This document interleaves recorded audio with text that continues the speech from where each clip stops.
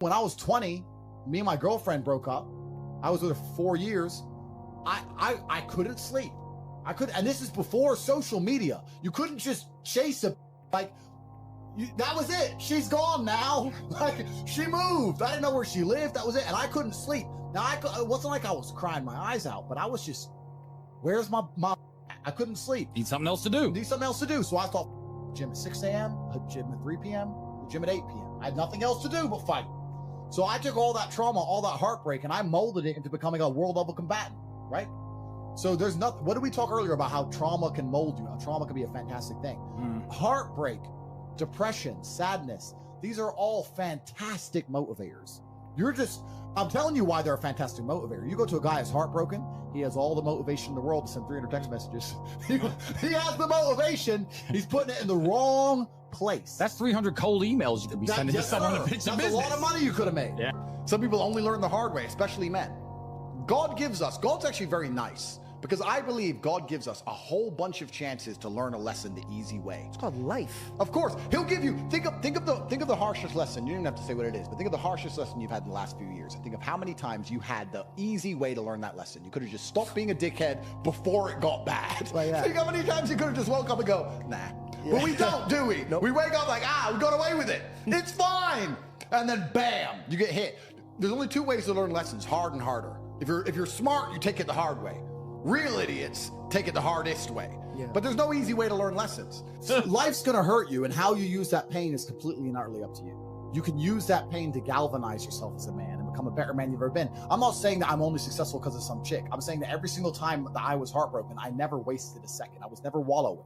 That's what I'm saying. I said this, like, anybody who tries to get revenge on a woman, way. that's incel energy. That's a wrong way of looking at it. The only revenge you can get on a woman who breaks your heart is success. Success is the best revenge. Just level up slowly. And when she messages you, you got two choices. You can either say, sorry, baby, you're not my type anymore.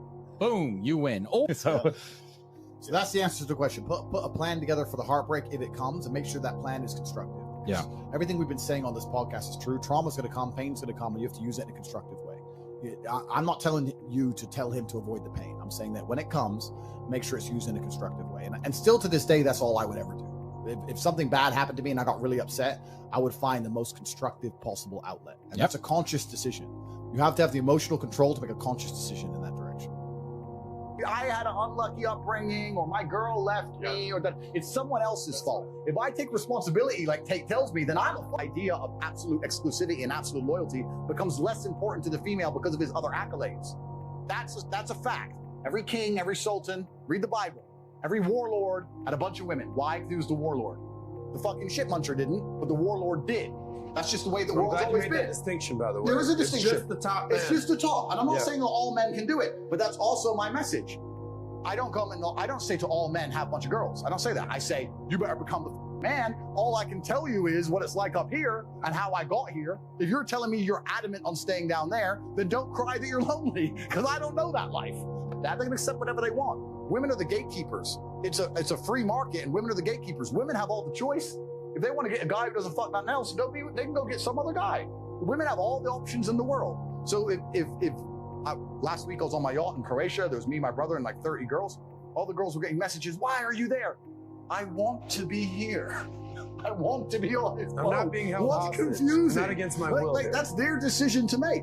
How arrogant and narcissistic must you be as a random individual, especially a male, a random, unattractive male with no girlfriend, to message an attractive woman and tell her that what she's doing, she thinks wrong for being with me and my brother on a yacht, and that she should instead want him playing video games at home. What kind of level of delusion are you operating under to even believe that that's a paradigm of reality? I have choices. If a girl says to me, I don't like you, no problem. Thank God, one less WhatsApp conversation. Goodbye, have a nice life. Nice to meet you. Like, it doesn't matter to me, right? So the men who are successful with women are not the dangers. It's the men who are unsuccessful with women who are the dangers. Men want things that women think they want things, and then they get them and they leave the dude. Women don't have a clue what they want. I want a guy who's sweet and sensitive and takes care of my needs and thinks about me, but they're all out there. None of you are with them. Why? Because women don't want that. Women don't actually want that. Women want to be with a man they respect. Women are only going to enjoy the time with and end up feeling in love with a man they genuinely respect. And unfortunately, to be respected, some of the qualities are detrimental to the overall relationship's, let's say, happiness. I know loads of women who are with a dude they hate, but they respect him. Like, he makes me so mad, but he is the G. And they stay with him, as opposed to the woman who's like, well, he's so nice to me, but you know, and leaves. So women need to respect you as a man. How's a woman gonna respect you as a man if no other girl wants you? How's a woman gonna respect you as a man if you're putting her above all your boys? How's a woman gonna respect you as a man if you're not here in the streets making money? How's a woman gonna respect you as a man if you don't respect yourself or other men don't respect you? Respect is linked to fear. How's a woman gonna respect you as a man if people don't fear you? There's a problem with all these dudes out here. These nerds will make a little bit of money and wonder why their chick still leaves them, because you're just a rich nerd now. You're still a dork. You can still raise your voice and nobody give a shit. I'll still run up on you and take everything you got. Like, you have to be a man worth respecting. And that's extremely difficult to do. And if you're gonna do all those things, it's very, very hard to become a man worth respecting, sitting at home. For the longest period of human time, for a man to be respected, for him to even be admired by society on any level, to some degree, he had to be a warrior. That's what men did, we fought. Right. That's what men did, we fought. So if you're out here as a man and you have no battle in your life, no conquest in your life, no form of war in your life, then what you do? And it doesn't have to be physical. Physical is the best example of it. Every woman wants a boxer or a cage fighter. Of course you do. So every woman wants a boxer or a cage fighter, but this is the testament to the problem of the modern world, right? Right. Every single man watching this knows that women want fighters. Every single man watching this would love to be able to say he's a fighter, but 99% of the men watching this will not go fight because they are afraid. They're all cowards. They'll make up every male loyalty, masculine loyalty is completely misunderstood. All these dudes out here who are at home with their wife thinking they're loyal, you're not loyal. Loyalty is having options and returning to the same place, not only having one option. They're very different things. If I walk into the store and they only sell apples and I buy an apple, I'm not loyal to apples. I don't have a choice. Loyalty is walking in the store where they sell all the fruit. I buy apples 6 days a week. Occasionally I get a big fat pineapple and I go back to apples the day after. That's loyalty. Without choice, there's no loyalty. So most of these dudes and most women who say, he's loyal, he's lame and he can't get nothing else. That's not loyal. Loyal is a dude who has all those options and still is in love with you. That's what loyalty is. So masculine loyalty is completely misconstrued and misunderstood anyway. The truth is about most of these dudes who talk about being loyal, they couldn't get something else if their life depended on it. Nobody wants it. But the fact that he is sexually exclusive to you means that for some reason, we don't know why yet, there's a human metric in which he does not excel in everything. So you can go out there and, like I said, Toyotas are really reliable, Ferraris are unreliable. You might go out there and get yourself a nice BMW. That's sure. That's fine. I'm not saying he doesn't exist. You can go get yourself a nice BMW. I don't like BMWs. Well, that's what you're aiming for. No. But when the Ferrari pulls up next door, when I meet your dude, I'm be like, yeah, he's all right, but how much? Less than 100 mil? Nah, come on. Well, he's a broke. I'll prove you wrong. I'll prove you wrong. And maybe he'll have money, but he'll lack somewhere else. So this is my point: is that the true masculine in the realm of true masculine excellence, one of the benefits of such is sexual exclusivity, because females, you have so many choices. Most men out here have no choice, and the very few men who are at the peak of the human experience of a man have all the choice. And to find a man who has all the choice, which is extremely rare amongst males, like less than 1%, and say, you're gonna be with me and me only, it's hard. It's hard. Why would he do that? Why would he do that? I don't think so at all, because you can look at some very, very wealthy men that are getting destroyed in divorce courts. The richest man in the world just got destroyed. And you can look at guys who are unable to provide security, but they give a girl lots of fun, like the gardener who's banging the old rich wife. So I think women are just completely and utterly motivated by their emotions. And if you can spike an emotion in them one way or another, then you're going to be able to affect her in a positive way.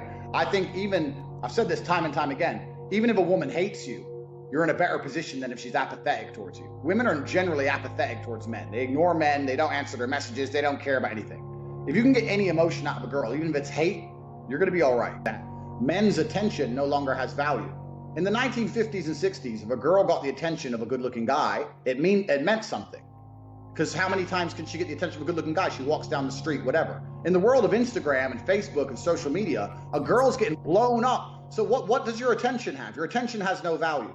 So the way you give it value is, one, becoming a higher value man, but another way you have to make sure your attention has value is you don't throw it away. This is why I see all the time, I get message after message from guy in the friend zone. I'm like, what? The friend zone is basically, I'm giving away all my attention without getting any sex in return. Society, if society respects you, females will respect you by an extension. And there's lots of ways you can do that. Obviously, having money helps with that. Having a good job helps with that. Having a nice apartment, nice car obviously helps with that. Being in good shape helps with that. Being smart, being witty, all these things help. But this is the reality of life as a man, is that you have to build your value. People say to me all the time, oh yeah, Tate, you get girls. I said, I got girls because I became a kickboxing world champion. That's thousands of hours in the gym. I wasn't born with some magic. I'm not Ron Jeremy. I wasn't born with some tool. You know, it's like, I had to do it myself. So you have to build it as a man. This is just the unfortunate reality. If you're not prepared to do any work at all, you're gonna suffer. And this is the reality of life as a man. And on top of that, one of the easiest ways to be a man worthy of respect is to refuse to take disrespect. I see so many guys who let women disrespect them all day long. Agree, women shit test men. And you have to be able to handle that and deal with it in a very, conservative way. Obviously, you can't flip out and be crazy. But I've been on dates with girls where they've just pushed it too far. I've been sitting there and they're like, oh, guys like you think this and blah, blah, blah, just insulting me basically after about 5 minutes. I was extremely polite. I said, look, I'm sorry. You're an independent woman, so you can pay for your food. I'm uninterested in speaking to you any longer. I'm leaving. And when I left, I've never had a girl chase me so hard. And guys take this crap from girls all the time. I see it all the time. Girls making fun of them, or girls on a date, or a girl talking to other guys while she has a boyfriend. I mean, I know the modern world says that's cool. To me, that's absolute disrespect. You're with me and you love me and you want to text this dude all day, and I'm supposed to sit here and let you? She's testing your caliber as a man. You either stand up and say, get out my house and I never want to see you again, or stop texting that guy. And if you don't stand up as a man, it's only a matter of time for disrespect. My view, and this is why I'm seen as an extremist, is that my view, the only happy relationship that can possibly exist is with a man leading and a man in charge. Any other relationship is always misery. If someone breaks, I'll ask you a question. If you're laying in bed with your girlfriend and someone breaks in the house, who has to go downstairs and risk their life to defend the other? We do. So if I asked you for a cup of coffee at dinner and you want to complain, to me, I'm like, so I have to risk my life if someone breaks in here. Someone tries to rape you on the street, I'm the one who's going to die protecting your honor, but you have a problem making a cup of coffee? So if you allow her to blatantly disrespect you and you tolerate that, then you're setting a precedent, which means, well, why would I respect this guy in the first place? Yeah. I say this to guys all the time. I've had loads of guys who come to me for like coaching and stuff.